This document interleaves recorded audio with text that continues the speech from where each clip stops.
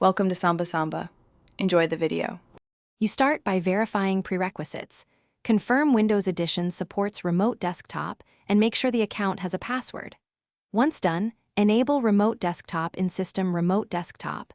Write down the PC name or local IP address. Next, add your user under Select Users so you can authenticate. This is necessary because Windows blocks empty passwords. Make sure Windows Firewall allows remote desktop. If not, toggle the rule now. These steps get you from 0 to a reachable target host immediately. Once prerequisites are met, configure the network.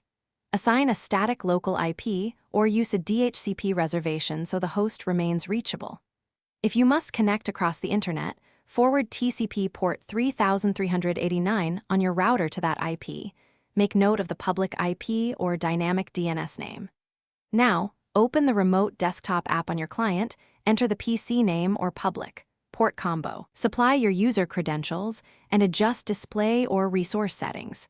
This is the core. Network routing plus correct client settings to establish the session. Finish by confirming the session.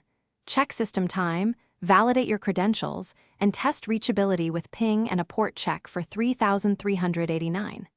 Make sure network-level authentication is enabled for better security. Only disable it if your client cannot support NLA and be aware of the risk. If you cannot connect, the key troubleshooting tip is to inspect firewall rules, router port forwarding, and whether your ISP blocks inbound RDP. Also verify the RDP listener service is running on the host. Retest after each change. Thanks for watching. Consider subscribing if we helped you.